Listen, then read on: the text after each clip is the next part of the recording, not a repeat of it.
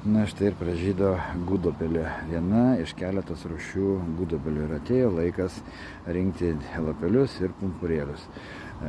Dabar šiuo metu gudobelė subrandina savyje tą jėgą, kuri yra ne tik vaistas, bet ir išsigelbėjimas jūsų širdutėms, kraujagyslėms ir nervų sistemoje. Rudenį be abejo jinai bus dar veiksmingesnė, kada subrandins jau vaisius, bet dabar taip pat jinai turi didelės jėgos ir reikia skubėti rinkti šitus pumpurėlius, nes žydinai greitai. Ir šita viena iš rūšies, jinai renkasi smagiai, kaip sakant, šita gudobelė nėra pikta, jinai neturi spigliukų, o kitos rūšys jau turi spigliukus ir savo gėrybės sunkiau atiduoda. Taigi šiandien rinksime nuo šito medelio ar krūmo, o vėliau parodysiu, kaip atrodo ir kitos rūšies gudobelė. Na, štai taip atrodo jau kitos rūšies gudobelė. Šita gudobelė jau yra piktesnė. Jinai turi spyglius ir savo gėrybės jau netaip linkusi gražiai atiduoti. Jinai jau dūrė, jinai turi tokius spyglius, kaip kad turi, štai, jeigu matosi, kaip kad turi rožė arba erškėtogė. Ne, galbūt didesnius kaip kaktusas. Ir matote tokius, ir jų nesimato, va, štai. Ir šitas gėrybės rinkti yra sunkiau nei kitos rūšies. Bet šitos gudobelės vaisių šiandieną aš nerinksiu. Aš palauksiu rudens, kada jinai bus dar stipresnė, kada jinai subrandins uogas ir va tada aš sugrįšiu prie šito krūmo ir rinksiu derlių. O iš kur aš žinau, kad šitas medis, būtent šita rūšis yra stipresnė? Ogi iš savo babytės. Maždaug prieš 60 metų aš pamenu, kada mes vaikščiojom su babytė per miškus ir rinkdavo šitas vaistažolės ir man visą šitą pasakodavo. Ir iš tų laikų prabėgo maždaug 60 metų ir štai aš dabar prisiminiau, kad taip yra ir aš neišskaičiau kažkokio knygui.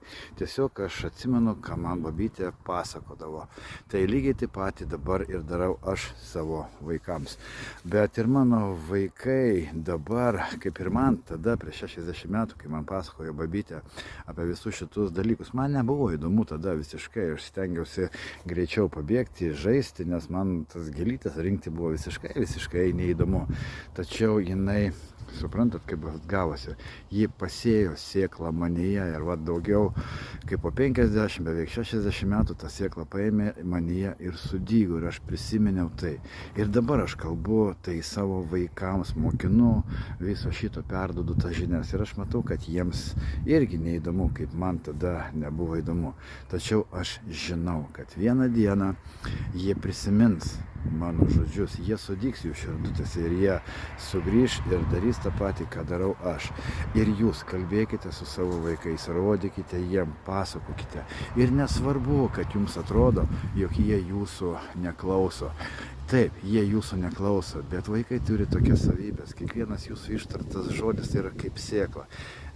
Jie, tos žinios, kurios jūs jiem perduosit, tie žodžiai, jie kaip sėklos nusės kažkur jų sieloje ir bręs ten tol, kol ateis laikas. Ir po daugybės metų, kai jau jūsų nebus šitoje žemėje, kai jūs jau būsite kažkur tai aukštai debesise, vieną dieną jūsų širdis, jūsų sielos suvirpės. Jūs nežinosite, kodėl taip atsitiko. Tačiau pažvelgę žemyn į žemę, jūs pamatysite savo suaugusius vaikus, kaip jie tą patį, ką jūs sakėt jiem prieš daugybę metų, jie tą patį sakys savo vaikams, jūsų anūkam ir proseneliams. Jie mokins juos to, ko jūs juos išmokite. Taigi, kalbėkite su savo vaikais, nes iš ten mes esame kilę.